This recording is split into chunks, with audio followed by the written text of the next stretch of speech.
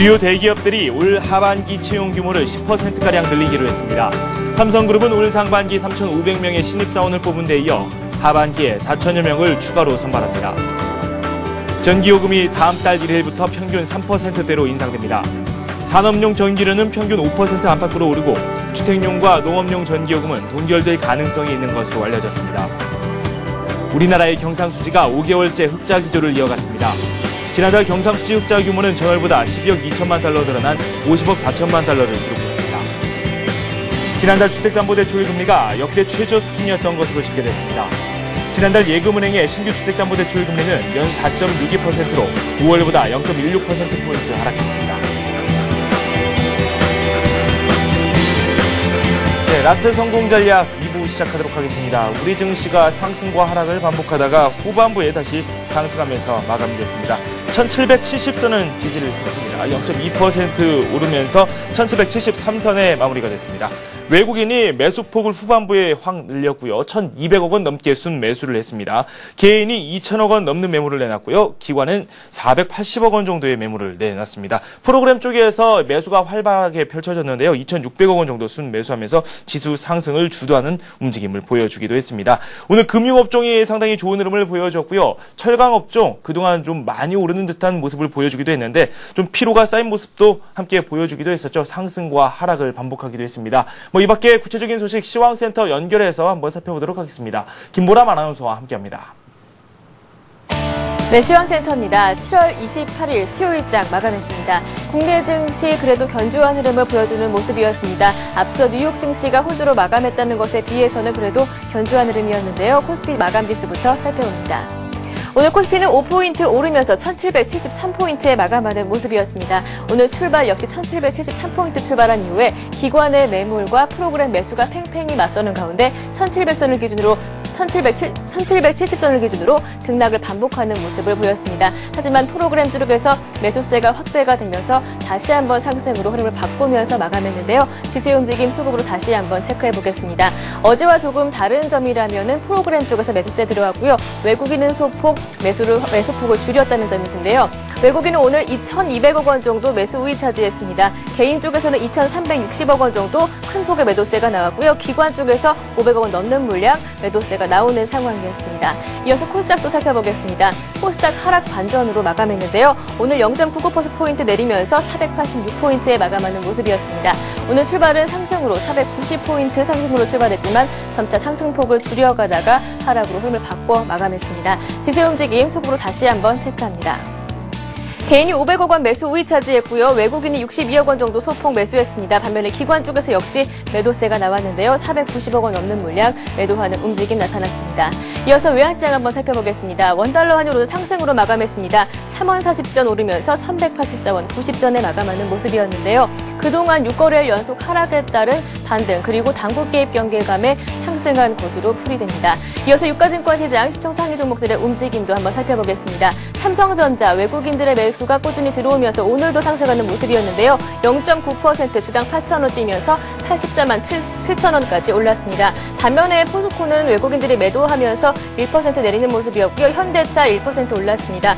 금융주 강세 신한지주 1.3% 올랐고요. 한국전력은 전기요금이 인상된다는 소식에도 불구하고 큰 폭의 상승은 나타나지 않는 모습이었습니다. LG화학이 0.9% 올랐고요. 반면에 현대중공업은 내렸습니다. KB금융 앞서 신한지주와 마찬가지로 2.9% 올랐고요. 현대모비스 1.2% 내리는 모습, LG전자와 하이닉스 2.8%, 1.7% 내렸는데요. 하이닉스는 외국인의 매도가 지수 주가 하락을 부추긴 것으로 풀이됩니다. 이어서 코스닥 살펴보겠습니다. 서울반도체가 1.4% 내렸고요. 셀트리온은 0.7% 오르는 모습이었습니다. 어제 하락분 만회하면서 19,350원까지 올랐고요. SK브로드밴드와 포스코 ICT는 내리는 모습, 포스코 ICT 어제 추가적인 상승에 따른 오늘 조정 나타난 것으로 풀이됩니다. CJ오쇼핑은 2.3% 올랐고요. OCI머티리얼즈 2% 올랐습니다. 다음은 내리는 모습이었고요. 메가스터디와 동서가 올랐습니다. 태움과 SK컴즈 1%대 하락하는 움직임 나타났습니다. 이어서 오늘 특징 테마주도 한번 살펴보겠습니다. 증권주들이 올랐는데요. 지수가 1770선을 지지하면서 견조한 흐름을 보였고요. 그리고 저평가 매력의 증권주들 오르는 모습이었습니다. 종목 살펴보겠습니다. 삼성증권이 1.3% 올랐고요. 현대증권 4% 큰 폭으로 올랐습니다. 대우증권이 2% 오르면서 증권주들 강한 모습을 보여줬습니다. 은행주도 한번 살펴보겠습니다. 은행주 장 초반부터 강한 모습 보여줬는데요. 유럽권 은행들이 실적 호재에 따라서 훈풍을 그대로 이어받았습니다. 신한지주가 1.3% 올랐고요. KB금융이 2.9%, 하나금융지주가 3% 오르면서 은행주들이 강한 모습을 보여줬습니다.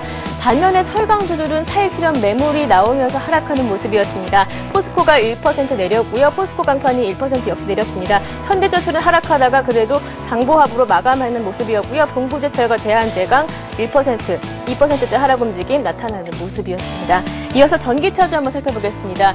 현대차가 다음 달에 국산 전기차 1호를 출시한다는 소식에 오늘 큰 폭으로 오르는 모습이었는데요. 현대차가 1% 올랐고요. 코디에스가 15%, AD모터스 역시 14% 가격 제한폭까지 큰 폭으로 오르는 모습이었습니다. 삼양옵틱스와 아세아텍도 4%대 큰 폭의 상승 움직임 나타났습니다. 마지막으로 2분기 실적 발표한 종목들 살펴보겠습니다. 희비가 교차되는 모습이었는데요. LG전자가 오늘 2.8% 내렸고요. LG생명과학이 강보합, 호롱아이넥 4% 큰 폭으로 올랐습니다. 유한양행도 빨간불이 들어오면서 마감하는 모습이었습니다. 국내 증시 오늘 그간의 급등에 따른 숨고르기 장세가 펼쳐졌습니다. 내일은 또 어떤 장이 펼쳐질지 라스 성공 전략과 함께 고민해 보시기 바랍니다. 지금까지 마감 시황이었습니다. 네, HMC 투자증권 투자전략팀의 김중원 책임연구원 연결되어 있습니다. 내일장 투자 전략까지 꼼꼼하게 체크를 한번 해보도록 하겠습니다. 안녕하세요. 네, 안녕하십니까. 네, 오늘 우리 증시 하락과 상승을 계속 오가는 모습을 보여줬죠. 하지만 견조하게 또 상승을 하는 움직임을 보여주고 있습니다. 오늘장 특징부터 한번 짚어보도록 하죠. 네, 미증시가 혼조 마감한 영향으로 말씀하신 것 같이 코스피 지수도 장중에 혼조세를 보였는데요. 장 막판 외국인의 빅차익 순매수 규모가 한 400억 원 넘게 유입되면서 0.3% 상승하며 마감했습니다. 미국 소비자 신뢰 지수 하락으로 소비 침체에 대한 우려가 높아지면서 혼조세로 마감한 뉴욕 증시의 영향으로 국내 지수 역시 장중에는 좀 지지부진한 흐름을 보였습니다. 반면 이제 외국인은 순매수를 기록했고 프로그램도 순매수를 기록하는 모습을 보였지만 투시권의 순매도가 규모가 좀 주목되었는데요.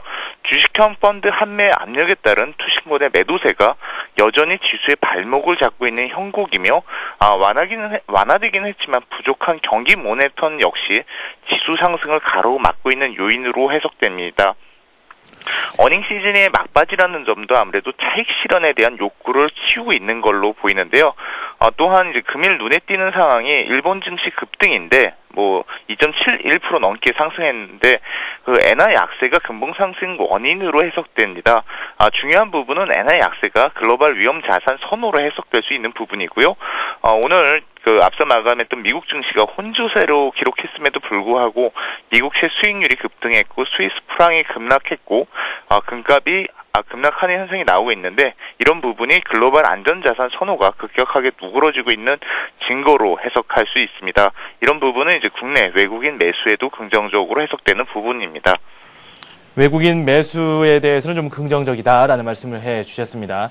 하지만 조정을 받으려는 그런 움직임이 상당히 많았죠. 우리 시장 장중에도 하락적으로 전환되는 모습을 보여주기도 했는데 이렇게 그래도 상승 탄력은 이어질 것이다. 이렇게 전망을 하시는 분들도 상당히 많습니다.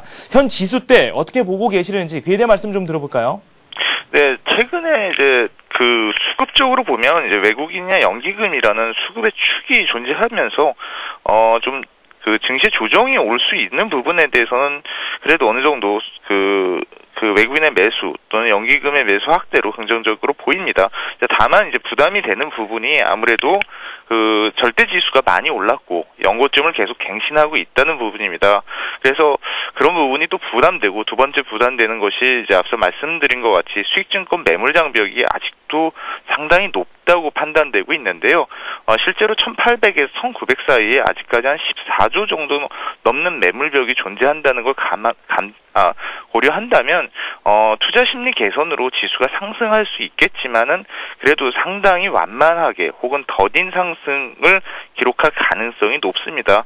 결국 지수가 올라도 수익을 낼 수 있는 범위는 좀 제한적일 가능성이 높다고 해석됩니다. 네, 알겠습니다. 미국 시장 쪽 상황도 한번 짚어봐야 되겠죠. 계속해서 지표가 부진하게 나오고 있고 이 실적, 기업들의 실적이 지수를 좀 떠받치는 그런 모습을 보여주고 있습니다. 오늘 밤 저희가 살펴봐야 될 만한 내용 어떤 것들이 있을까요? 네, 그런 부분이 사실 중요한 부분인데요. 이제 그 주요 기업들의 2분기 실적 발표는 이제 거의 종료가 되고 계속해서 이제 그 증시 관심이 경제 지표로 돌아가고 있는데 경제 지표는 아직까지 굉장히 불안한 모습이라는 거죠. 그래서 전일 소비자 신뢰 지수가 이제 미국 증시의 발목을 좀 잡았는데 금일 밤 그 발표되는 미상무부가 발표되는 6월 내구재 주문에도 관심 있게 좀 지켜볼 필요가 있습니다. 이 지표가 좀 중요 지표인데요. 내구재는 이제 자동차, 항공기, 통신 장비, 컴퓨터 등 기계 장비 관련 품목을 뜻하며 이제 제조업 경기 흐름을 보여주는 대표적인 지표이기 때문입니다. 현재 컨센서스를 보면 전월 대비 한 1% 정도 개선될 걸로 보이지만 지난달에도 1.1% 감소하는 모습을 보여서 증시에 부담이 됐다는 점을 좀 볼 필요가 있고, 그래서 말씀드린 것 같이 그 2분기 실적 그 시즌이 거의 종료되는 가운데 금일 밤 미국에서는 이제 보잉과 엑슨모빌의 실적 발표가 예정돼 있는데 이 부분도 아직까지 주목되는 부분입니다. 네, 보잉, 엑슨모빌 또 기업 실적들이 나올 것으로 예상이 되는데 또 어떤 영향을 미칠지 그 부분에 대해서도 한번 저희가 집중을 하고 잘 살펴봐야 되겠습니다. 이제 내일장 투자 전략을 한번 저희가 세워봐야 되겠죠. 어떻게 투자 전략을 세우는 게 좋을지 충고 좀 해주시죠. 네, 그래서 그 드린 부분을 좀 연결해서 계속해서 말씀드리겠습니다. 그래서 실적 시즌은 이제 끝나가고, 실적 시즌은 좋았지만 그 차익 실현 욕구도 커가는 게 사실입니다. 그리고 이제 증시 관심은, 실적 시즌 종료 이후 경제 지표로 이동하고 있는데, 우려되는 부분이 최근에 보면 주택, 산업, 실업 등, 주요 경제 지표 대부분이 모두 악화되는 모습을 보이고 있고, 단기적으로 경제 지표가 그렇게 크게 반전하기도 쉽지 않다는 부분입니다. 이는 아무래도 금융위기 이후 경제 주체가 정부에서 민간으로 이전되는 과정 중에서 나오는 혼선으로 해석되는데요. 또한 아직까지 미국 등에서 어떤 추가적인 경기 부양책이 나오지 않았다는 점에서 경기 지표가 단기적으로 개선되긴 쉽지 않을 걸로 예상됩니다. 그렇다 보니까 향후엔 나오는 뉴스 프로들이 지수에 부정적인 영향일 가능성이 보다 높아졌다고 해석할 수 있겠습니다. 네, 다만 이제 최근 주택가격 지표에서 볼 수 있듯이 전월에 하락폭이 워낙 컸던 지표들은 어떤 기조 효과로 인해서 전월 대비 금월에는 좀 개선되는 모습을 보이고 있다는 부분은 좀 긍정적으로 해석할 수도 있고요. 또한 이제 수급 측면은 아직까지도 굉장히 긍정적으로 보이는데 외국인과 연기금이라는 두 매수 주체가 여전히 건재하고 2분기 실적 호재 이후에 3분기 실적 전망치도 추가적으로 개선될 가능성이 높다는 부분은 좀 향후 증시 전망 자체를 좀 좋게 해주는 부분이라고 해석됩니다. 그래서 앞서 말씀드린 것 같이 그렇지만 이제 절대 가격 측면에서 지수가 연고점을 계속 갱신하고 있어서 부담되는 부분이 존재하고요. 펀드 한매에 따른 투신권의 매도세도 높아 이제 차익 실현이 아무래도 좀 요구되는 부분입니다. 그래서 업종별로는 좀 계속해서 관심 가져야 될 거를 말씀드리면 최근에 보는 것 같이 그 연기금이 관심 갖는 소위 말하는 굴뚝산업이라 할 수 있는 소재 산업재 업종에 대해서 좀 지속적으로 관심을 가져야 될 걸로 보이는데요. 연기금은 좀 외국인이랑 달리 좀 중장기적으로 투자하다 보니까 당장의 그 업황 모멘텀보단 오히려 3년 뒤, 2년 뒤에도 업황 모멘텀이 그때 가서도 좋아질 수 있는, 개선될 수 있는 업종에 관심을 갖습니다. 그런 부분에서 이제 소재, 철강, 건설, 화학 등의 소재 산업재, 굴뚝산업들에 대한 관심이 높다는 부분에 좀 주목해야 될 필요가 있을 걸로 보입니다. 네, 알겠습니다. 이렇게 해서 HMC 투자증권 투자전략팀의 김중원 책임연구원과 함께했습니다. 감사합니다. 감사합니다. 네, 잠시 후 뉴스가 이어집니다.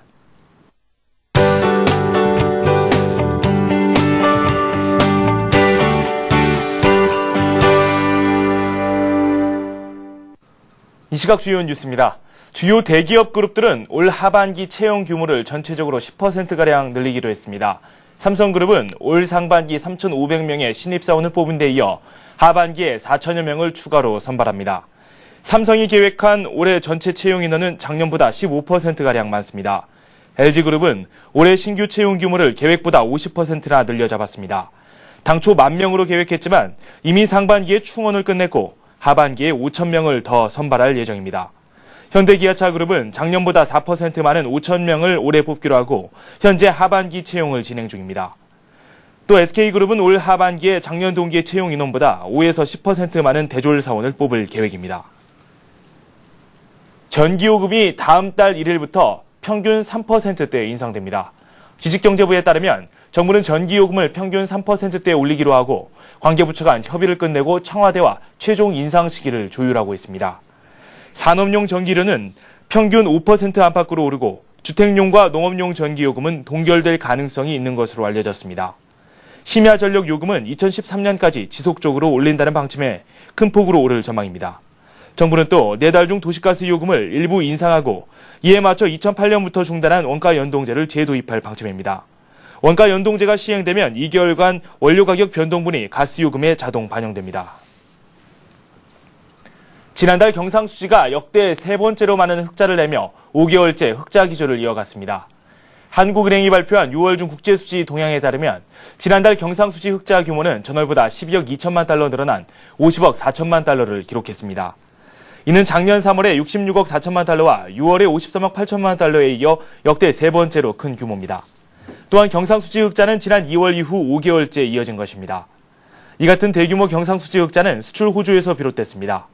상품 수지 흑자가 전월에 41억 7천만 달러에서 63억 5천만 달러로 확대됐으며 수출은 415억 7천만 달러로 2008년 7월에 422억 4천만 달러 이후 역대 2위를 기록했습니다. 지난달 은행권에서 새로 취급한 주택담보대출 금리가 역대 최저 수준이었던 것으로 집계됐습니다. 기준금리 인상을 전후한 주택담보대출 금리 오름세를 고려하면 6월 주택담보대출자가 가장 유리한 조건에 돈을 빌린 셈입니다. 한국은행에 따르면 지난달 예금은행의 신규 주택담보대출 금리는 연 4.62%로 5월보다 0.16%포인트 하락했습니다. 신규 주택담보대출 금리는 지난해 12월 5.90%까지 올랐다가 올 들어 6개월 연속 내려 관련 통계가 집계된 2001년 9월 이후 가장 낮았습니다. 한국은행은 주택담보대출 금리가 지난달 바닥을 찍고 반등하고 있는 것으로 평가했습니다. 증권금융 뉴스입니다.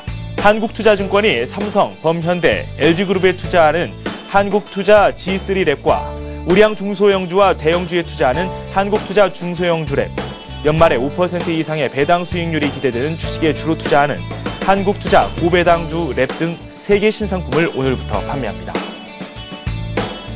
올해를 프라이빗 뱅킹 사업 도약의 해로 정한 농협중앙회가 오늘 인천 PB센터를 개장했습니다.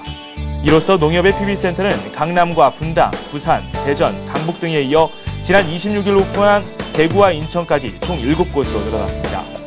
농협은 내년 초까지 추가로 2개의 PB센터를 신설할 계획입니다. LIG투자증권의 고객자산이 10조 원을 넘어섰습니다. LIG투자증권에 따르면 현재 고객자산은 위탁자산 7조 2천억 원, 금융자산 3조 3천억 원 등 총 10조 5천억 원을 기록하고 있습니다. 이는 최근 1조 원을 돌파하며 가파른 증가세를 보인 펀드 및 랩 자산 확대, 범 LG그룹으로부터의 지속적인 자산 유입 등에 기인한 것이라고 회사 측은 설명했습니다.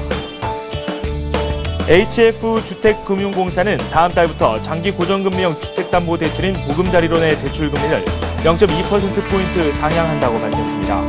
이에 따라 다음 달 대출 신청건부터 적용되는 유보금자리론 기본형의 대출금리는 연 5.5에서 5.75%이며 고객이 이자율, 할인 옵션 등을 이용하면 최저 5.3%를 적용받을 수 있습니다.